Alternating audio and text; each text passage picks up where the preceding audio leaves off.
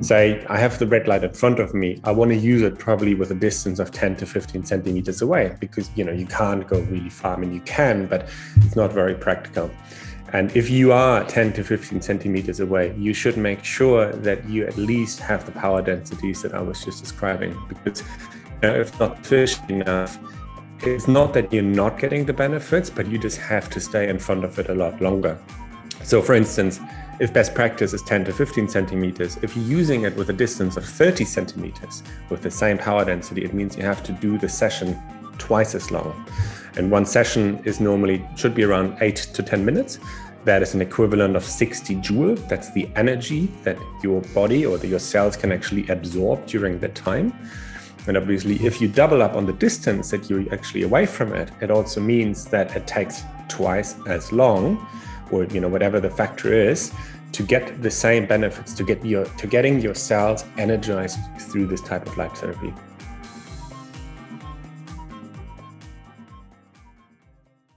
Hello everyone, and welcome to the latest episode of the Sauna Show.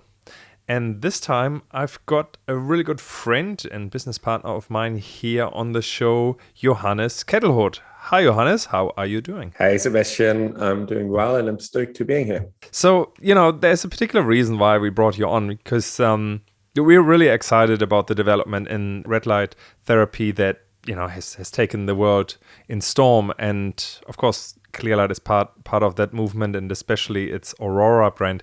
And what I was wondering is whether you could spend the next, half an hour with us and just explain a little bit more about that topic. We'd love to. I think it's an astonishing technology, and as you rightfully said, it's gained a lot of market share recently because of its uniqueness and the way it works for the human body. And I'd love to do a bit of a deep dive together with you. Absolutely. Terrific. Has this been around for a long time, red light therapy, or is that quite a recent development? I think it has been around for a little while. And in fact, I believe the first studies were actually already done in the 70s and 80s. But, not the combination of red light and near infrared. There was a lot of studies done on light, on, UV light. Back obviously in the days, there was a lot of animal studies being done. But they are still valid in the sense that people actually learned from them and then further developed the technology. And I think then particularly in the last 5, 6, 7 years, we've seen quite a rise of red light companies and red light products actually conquering the market by storm. Different sizes, different shapes, different intensities, different qualities as well. And, it's amazing in terms of what it can do for the body. Awesome. Well, maybe we start there. What is known about red light therapy and what it can do for your body? Yeah, sure. As the name says, it's obviously a type of therapy, red light. But in this case, it uses red light to do something positive for your body. I think the name is a little bit misleading because it's not just about red light, but it's actually red light and near-infrared therapy. That should be the full name. So as the name says, it's a light therapy treatment where you combine red light at very specific wavelength and near infrared, again, very specific wavelength. And when they're exposed to the skin, you have, if the wavelengths are right, you have the effect called photobiomodulation. Very complex word, but essentially what it means is that the light receptors in the skin are being activated through these two different types of lights. And then the mitochondria are being stimulated or activated. Now, for those of you who don't know that the mitochondria are considered the power plants or the powerhouses of the cells of the human body. So they're responsible for really creating energy, for producing ATP, adenine triphosphate, which can be seen as sort of the fuel for the cells. So, meaning if you have healthy mitochondria and if you have a lot of ATP production, your cells or your body is being energized, literally. And in this case, it's being activated through light. There are different ways that the mitochondria can be activated. But in this instance, those two specific light wavelengths, they trigger and activate the mitochondria. You have a boost of ATP, which then creates various different health effects. And that's at the core. That's what red light and near-infrared therapy is about. Amazing. So if we don't have red light happening to us, does it mean that our cells are less than optimum functioning? Do they have less energy? I guess that's that's one way to look at it. I mean, it's probably not just about red light and near infrared.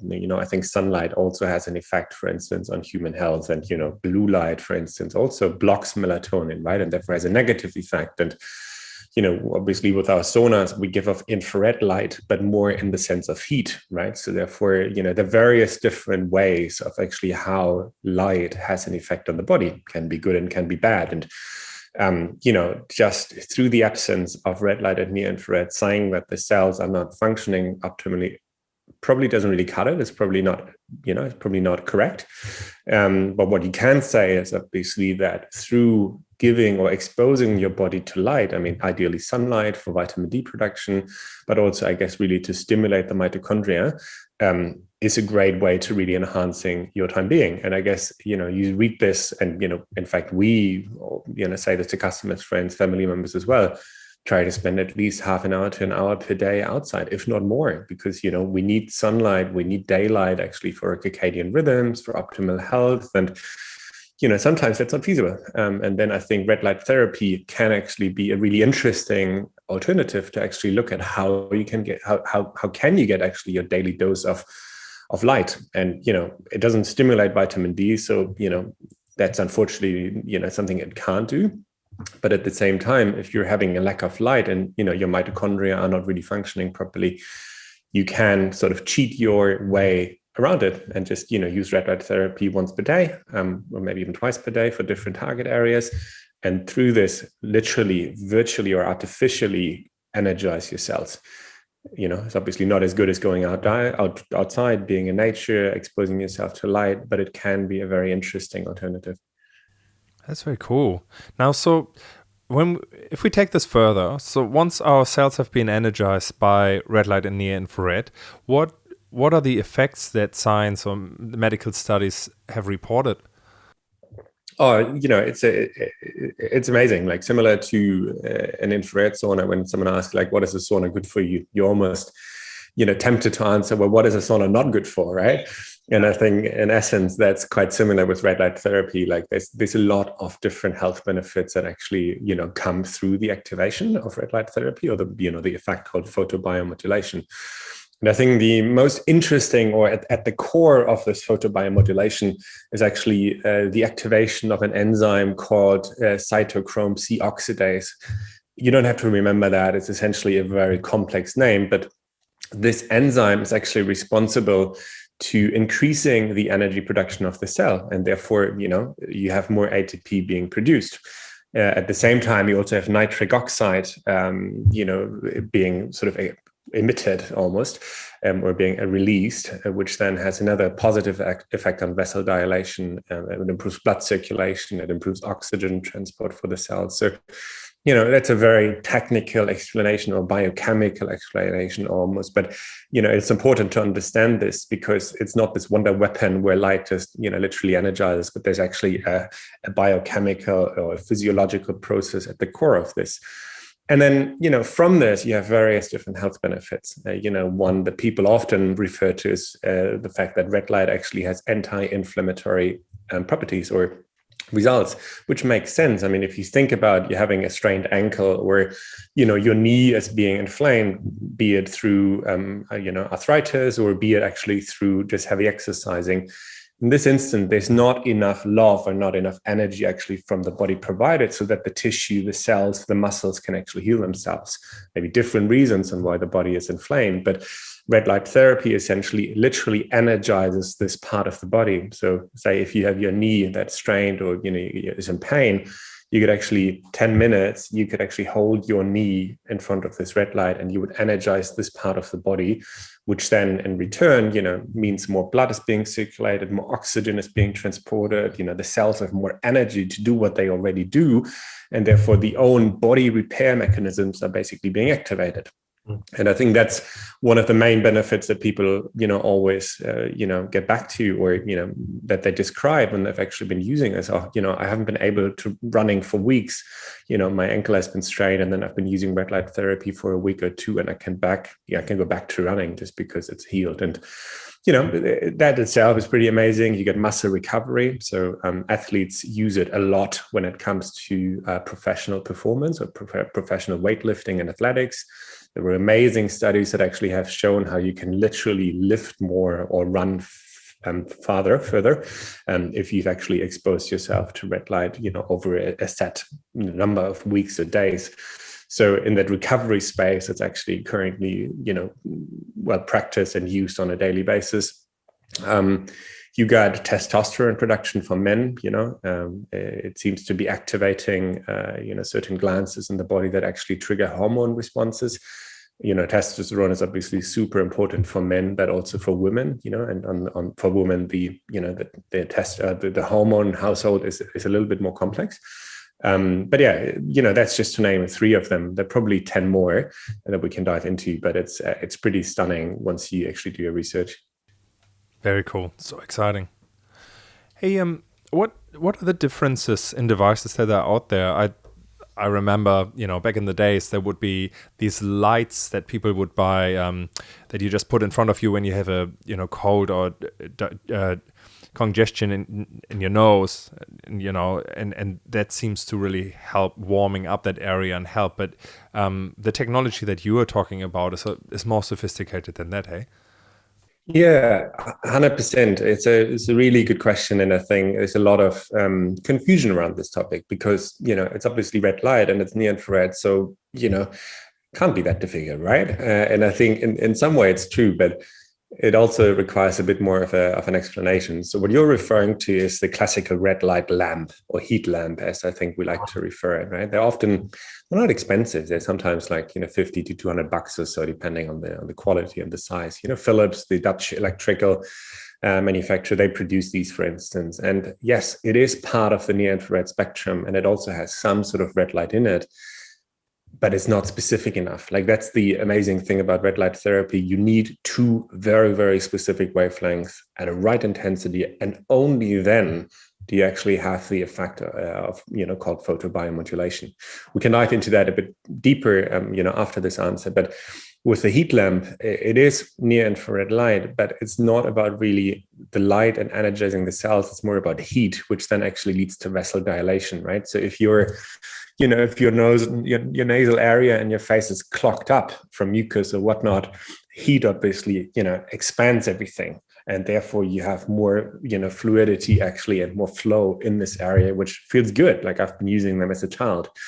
But with the red light therapy, heat is not really the main interest. It's, the product wasn't developed to make you hot or to make you sweat.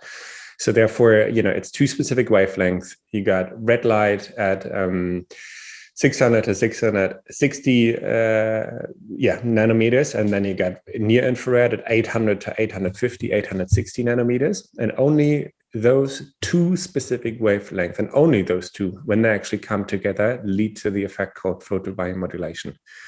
If you have a red light here and maybe a near infrared there from 2 different areas on the body, is not going to do the same thing. Both need to come at your skin, at your cells, at the same level, at the same intensity, with those 2 different wavelengths.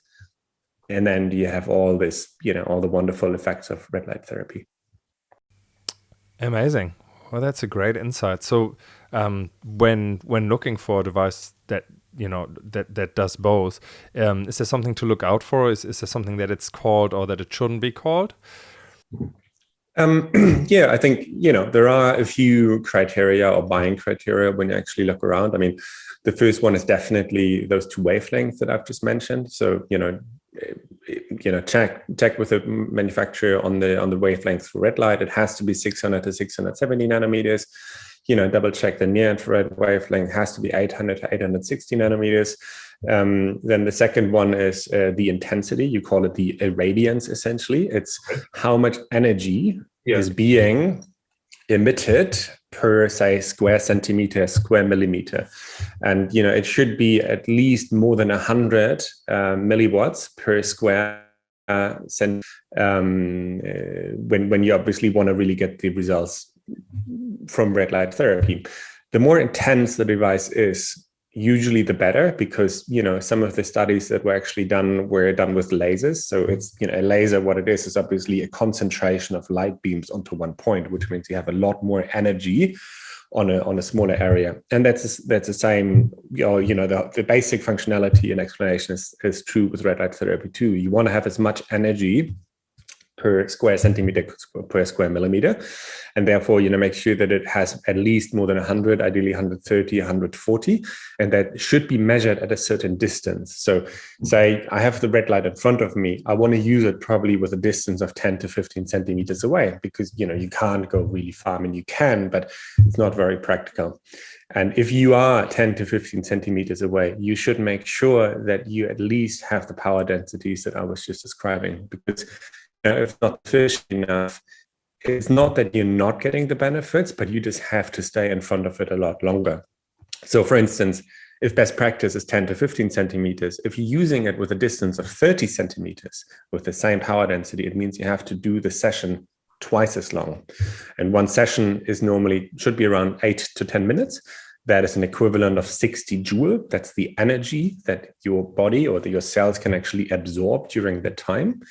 And obviously, if you double up on the distance that you're actually away from it, it also means that it takes twice as long, or whatever the factor is, to get the same benefits, to getting your cells energized through this type of light therapy. And then, there are other factors. EMF is probably an interesting one, electromagnetic frequencies and the effects on the human body.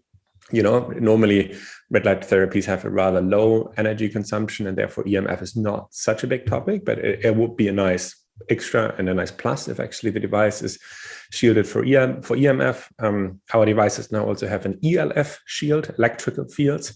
There's probably no one currently out there, so that's another thing to look out for. And then the good old warranty, like how long has this company in business for? Is the service department locally? Is it based overseas? Do you not know who to contact when something breaks? So, but I think that's a given. That's probably one of the buying criteria you always should look at. Yeah, I remember hearing, I sometimes hear in other companies' projects and other departments, and you're in a different department to me, but every now and then I hear you talking about flicker-free technology. Is that something that comes into play for this particular device? Good point. I actually forgot to mention that. Yes, it's true. So 100%. If you buy a red light therapy, you want to ask the question whether the LEDs are flicker-free. What does that mean? Flickering, obviously, with AC current, it means that the light, the LED diode that's actually inside the red light therapy is being turned on and off multiple times per second. And obviously, if you take a video and then you slow it down, so 10% of the normal speed, you can see that. You can see the flickering of the LED. And that seems to be, or research has shown that can be a potential disruptor when it comes to sleep quality, because essentially it's stress for the eye. Although we're not actually seeing that, the retina in our eye, they can actually see that, and it's literally being stressed for the eye, which can mess around with melatonin production, sleep hormone, or it can just make you awake in general. Not really dangerous, so therefore it's not a health threat or health concern or anything, but surely, if you're looking at a wellness therapy in order to make you feel good, and you maybe want to use the light to also, help you reset the circadian rhythm, that's certainly something to look out for, 100%. A burning question that I have, and that has our team has bounced that a little bit around, is that I know where the product, that we sell under Aurora sits in terms of price, and that's about, correct me if I'm wrong, in terms of euro, it would be between 800 and 1,000 euro. Is that about right? Yeah, I think we get two different sizes. Like, the small one is around 500. The big one is around 1,000 in Aussie dollars. I think it's 800 and 1,500 Aussie dollars. Yeah. And so there are some devices out there that are sort of red light beds, I suppose, that go way, way beyond that price, like so much more expensive. And knowing sort of where our technology normally comes from, like we pick the highest quality and most pristine suppliers. So where is that price difference mainly coming from? Yeah, I think, I would love to try one. I actually personally haven't tried one yet, so that's on my to-do list. But I've looked at them closely, and for those that actually haven't seen these, it's like a tanning bed, essentially, but just with red light therapy, which is pretty amazing. And you literally lie in there, and you get red light literally all around you. So on your back and on your head and on your core and your legs, everything, and that itself makes it, very convenient, because the red light devices that we sell, they normally say the biggest one is around 70 centimeters, right? So it maybe just it just covers my upper body, but it's not really a full body therapy. If I really wanted to have a full body therapy, I'd have to get 4, 5, 6, 7 devices, connect them together via daisy chain, which you can do, and then literally build a wall that you stand in front, and maybe also covering your back. So that itself is probably a matter of the different use case, where in this bed you just go in there for 5 minutes or 8 minutes and you get your whole body energized. It's very quick in, quick out.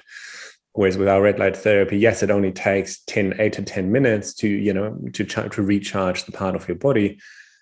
But then you have other parts of the body that you haven't actually, used the red light on, your back or your legs, or depending on where you use it. But so therefore, if you really wanted to do your whole body, you're limited by the smaller sizes. That's certainly one of the reasons.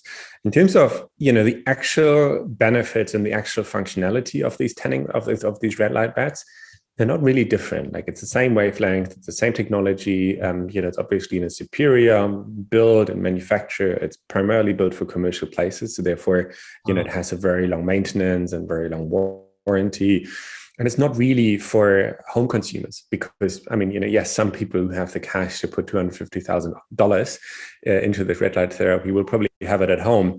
But for most of us, we probably don't. And I think then the smaller devices can actually be a great alternative, because financially it's a lot more feasible to actually making the small investment, still getting the benefits. And yes, we may have to trade some time to using it multiple times, but we still get the same benefits.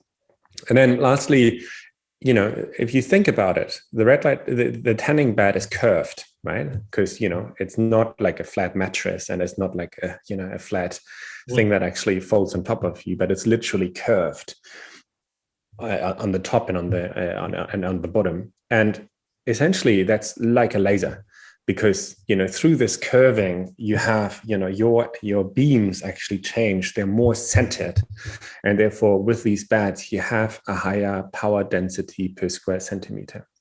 And that's probably why it only takes like 5 to 8 minutes to using this bed, because the LEDs and the red light and near-infrared bulbs or LEDs, they're centered and positioned in a way so that you actually have a super, super high power density, but that's through the design itself.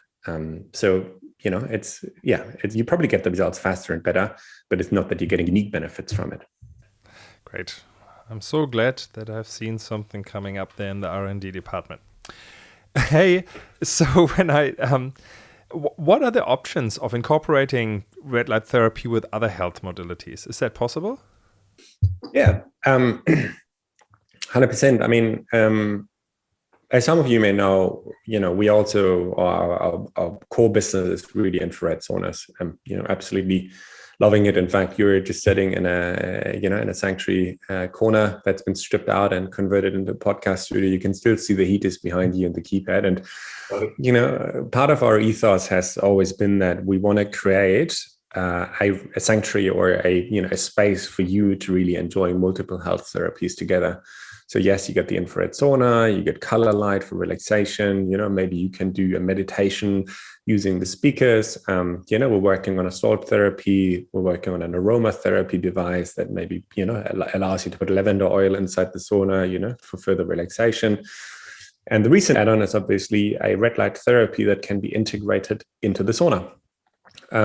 And that's pretty amazing if you think about it, because a sauna has temperatures of 50, 60, 65 degrees Celsius, at least in our range. That's pretty hot for electrical devices. Like, if you took your phone every day into a 60 degrees temperature, it would probably fail at some point. And, in fact, most phones nowadays have a heat protection mechanism. For instance, if you let it out in the sun for too long, it says, "Oh, I'm shutting myself down," to protect actually the hardware in it, the chips in it, motherboards, displays and everything. And they're not really catered to deal with 60 degrees Celsius on an ongoing basis. And the same is true for red light therapy, because, it's a device that isn't really made to deal with high temperatures. In fact, the LEDs that actually produce these wavelengths, they need to be cooled, which is why in every red light therapy, you normally have a couple of small fans on the back of the unit, literally cooling the LEDs, so that you can literally use them for 100,000 hour lifespan, for instance. In a sauna, that gets more extreme, because you get now even hotter temperatures, and the coolers would fail at some point.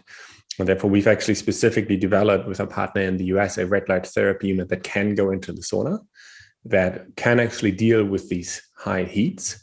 It has it has increased cooling or ventilator powers, just to really make sure that the LEDs don't fail. But you can then actually attach it on the inside of your sauna against a glass door. And imagine, you have 45 minutes per day, and you spend it on the sauna session. You use 15 minutes of that time, you use red light therapy, another 15 minutes you do meditation. That itself becomes a pretty powerful thought. Wow. And then that's sort of the recent innovation. And then we also, thought that, hey, this technology is so amazing, and not everyone actually has a sauna, but, you should still benefit from this amazing technology. We then created a superior red light range called Aurora. We're actually just about to launch it. And as I said, with 2 different sizes, and those are not for sauna use. So, you could put them, on your door. It has like a hanging system. You can adjust the height. We're having a stand that allows you to put it vertically, but also soon horizontally. So if you're a health practitioner, or if you massage therapist, you now have the chance to actually combining your massage with red light therapy by putting it on top of the bed, for instance. And yeah, it's pretty flexible in how you use it. You could use it in the morning while you meditate or read. You could do it prior to your morning workout. You could do it during a yoga exercise if you wanted to. You could do it shortly before bedtime and reading a book, although that's probably not what I would recommend, just because it's really intense light, which may disrupt your sleep. But you could do that. So there's lots of different options and variations of how you can, make it part of your everyday routine. Amazing. When you talk about this whole 360 wellness pod or solution, to me, I've read quite a bit of science fiction over the years, ever since I've been a child. And one thing that the future was always portrayed as is that we really understood how to support our body with different devices, different technologies, that in the future, that is, and that people would go into certain rejuvenation pods for, a certain amount of time per day, or actually pods even that they sleep in and would get certain benefits. And it's quite fascinating to listen to you, because what this all points to is, to me, that is almost like where the future is now. Like you get into a charging station almost for your cells, and then they function better, which gives you all sorts of different reliefs and health benefits. And yeah, overall, there is a way to gain wellness by just being in a certain environment, from red light, from infrared, from halotherapy, whatever it is. So that's really exciting. 100%. And I guess, this thinking around a pod or a place to actually recharge yourself, that isn't new. Like, you got the sweat lodges, which essentially is exactly that. Like back in India, or the native Indians have been using it. And every culture has its sort of heat and cold chamber, so to speak. But with technology, it's amazing, because you can combine now various things actually into one pod. And I think that's what we're gearing up to. It's just really maximizing the benefits that you can actually get from spending 45 minutes to an hour in this pod. And, I'm just really passionate about the fact that sleep and nutrition are not going to be replaced. So, for some, and same with sunlight, like in, daylight, you'll still need to get those in. But, if you then actually have the sauna after that, after you've done a workout, after you've had a long day and you're not feeling like it, I mean, that's a pretty amazing alternative. Very cool. Yeah, very, very cool. Hey, looking at the best practice, like how would you suggest people to use their red light device? Let's say they have an outside of the sauna red light device. How would you get the most out of it? And there might be a difference between male and female. I'm not 100% about the female, but I know the male. There's certain things you can do. Would you mind just touching base on that, because I found that fascinating and actually quite important? 100%.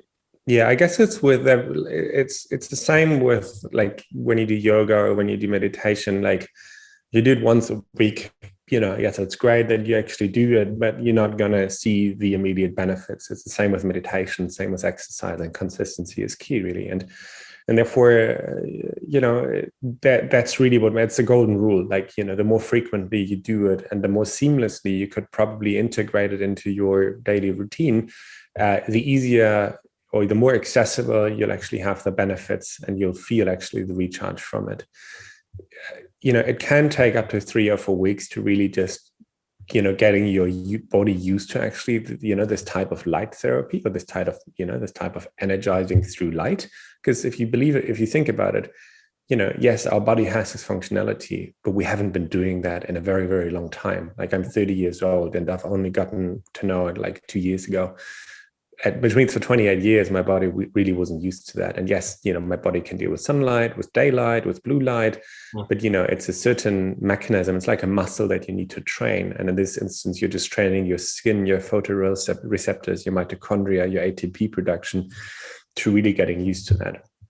And then we probably say like, 10 minutes per day is great. Like, say you want to work on, overall energizing your cells, then you probably should, expose your whole body to it. 10 minutes is superb for, 15 centimeter distance.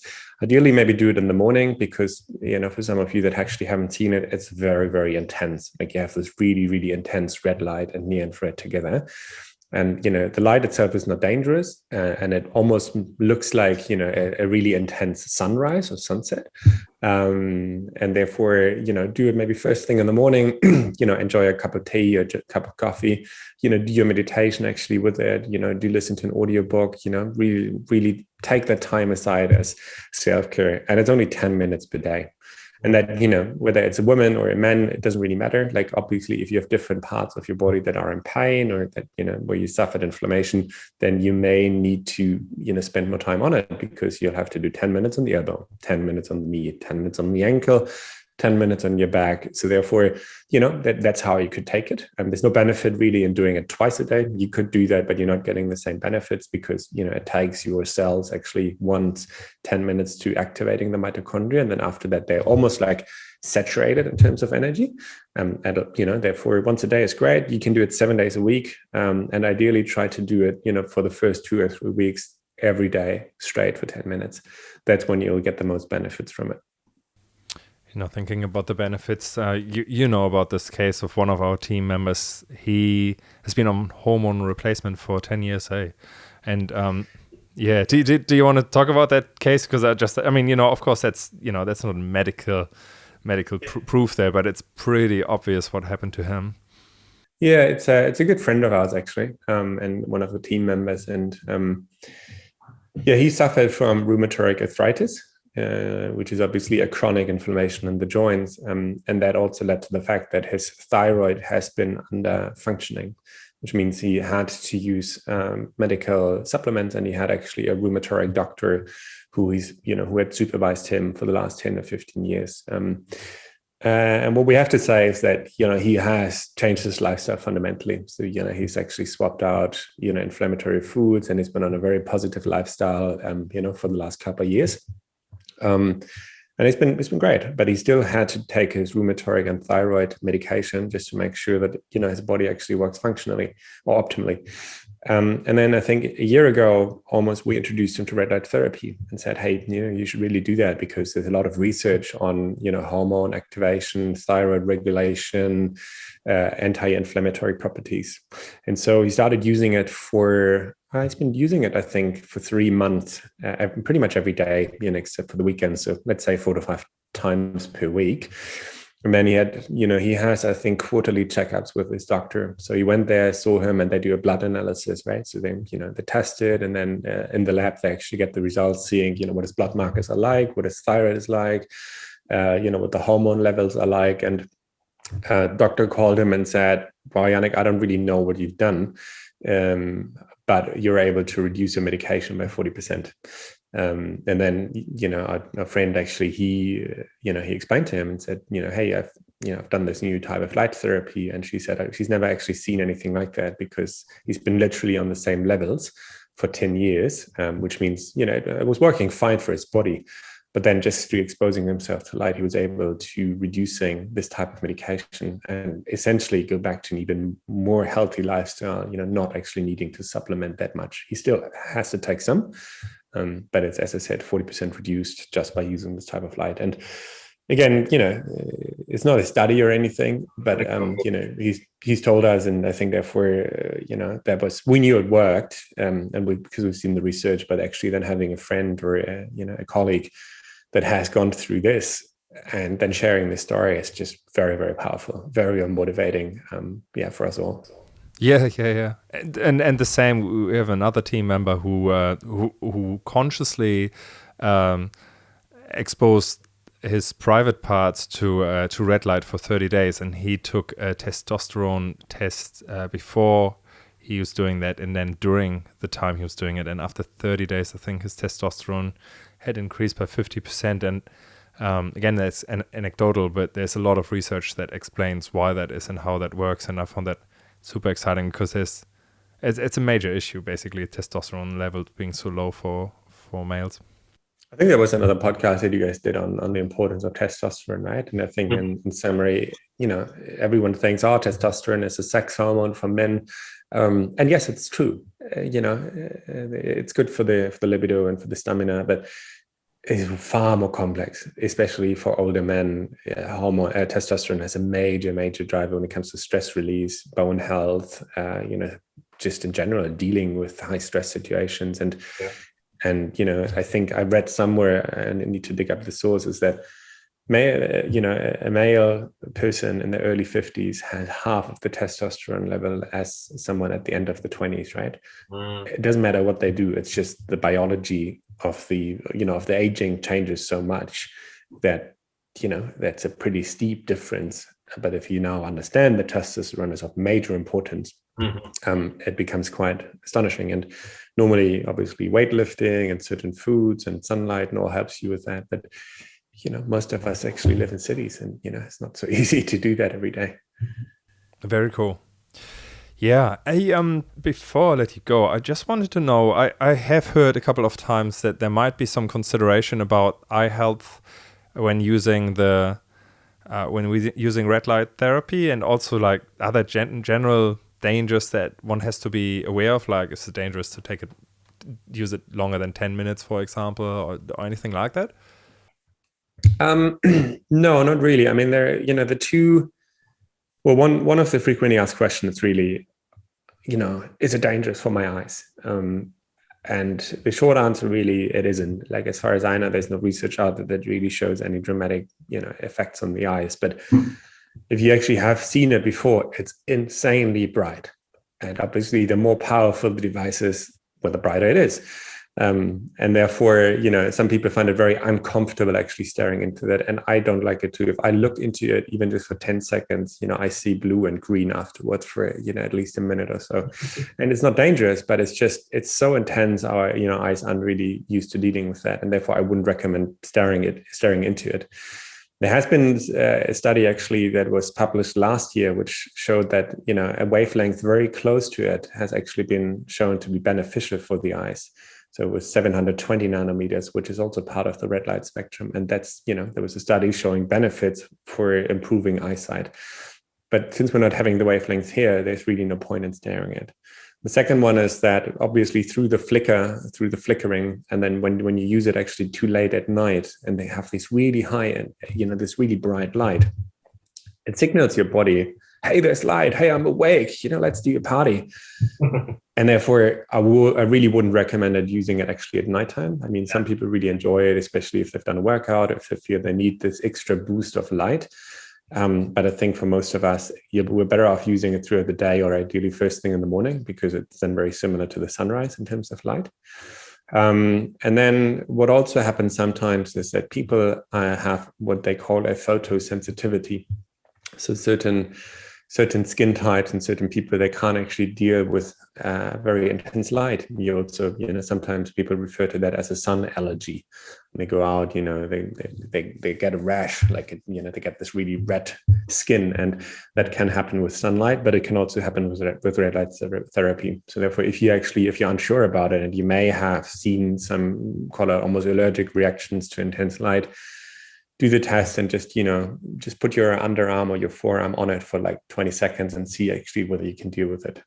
I think more than 95% or maybe even more people actually can deal with that without a problem, but some people have this photosensitivity, and therefore you may want to check on that. And I think that's it. I mean, in terms of other, issues or benefits or not, side effects, there probably aren't any. I mean, if you are, obviously if you're really sick, if you're suffering from an autoimmune disease, it's probably best to just check with your doctor or physician to see whether this type of therapy is good for you. Because, yes, although it has these amazing benefits, depending on where you're at with your health journey, it may not be the right thing to do for you for the time being. But in terms of benefits and, contraindications, it's pretty amazing like this. There's hardly any side effects. Love it. Look, just to be clear, because I know you have two different products in your department there for Clearlight. Can you just quickly explain and touch on it before? So, just really briefly, like, what are the two different offerings that Clearlight has in their department there? Yeah, sure. So the first one is that what I mentioned earlier is the Clearlight/Jacuzzi red light therapy tower. Yes. It's an add-on that was specifically developed to go into the sauna. So it's a bit more expensive because of the, more effort when it comes to engineering. It has with the cooling and the ventilations in the back, it's more complex to really make sure that the product doesn't fail at high temperatures. So it comes with a 5-year warranty, which is pretty good. And that's just for sauna use, right? So if you have a Clearlight sauna that's, I think, older than, or that you've purchased after 2017 or 2018, then you can actually retrospectively fit this red light therapy tower on the inside of your sauna on the glass door. There's an additional socket on the floor. And then the second one is the Aurora product range, which was launched, I think, half a year ago by us. It's currently one of the most intense or most efficient devices on the market in terms of power density, in terms of flicker free, in terms of ELF shielding. It has a few unique attributes that I haven't seen on the market, and that obviously led to the fact that we launched it with our knowledge in terms of what we've learned in the sauna space. And currently we got two different sizes. We call it the Aurora Mini. It's probably a bit more of a portable device. Very nicely designed, very sturdy, 3 years warranty, approximately 100,000 hours of lifespan. So that's a bloody long time, really. 500 euros approximately, I think 800 Aussie dollars. And then you got a larger device, which is probably 3 times the size. We call it the Aurora Plus. And that one sits at around €1,000 and I think around 1,500, 1,600 Aussie dollars. Same intensity, just larger. It comes with a door attaching system, right? So you can actually put it on your door. There's a door hook that comes with it. You can adjust the height. You can actually lie it flat. You can put it upright. And soon we're actually having stands that allow you a vertical stand, or what I explained earlier with the massage bed or the therapy bed, where you could actually combine that in a commercial setting. But we are looking into expanding the product offering based on the amazing feedback we've had from the different markets so far. Brilliant. Looking forward to that too. Well, thank you very much. I really appreciate your insights there, and I know you were the right person to ask for that, because you're the absolute expert when it comes to this in our company. So thank you very much for spending the time with us. If anyone has any questions around this particular topic, there's also a blog post that you wrote on our website, on the Clearlight website. It's really easy to find, and I found that really, really helpful. Quite a few videos in there as well that explains it really well. Our founder, Dr. Rowley Duncan from Clearlight Saunas USA, is on there as well. So thanks everyone for listening, and we'll see you soon. Thanks, Johannes. You go well. Thanks, guys. Thanks for the time.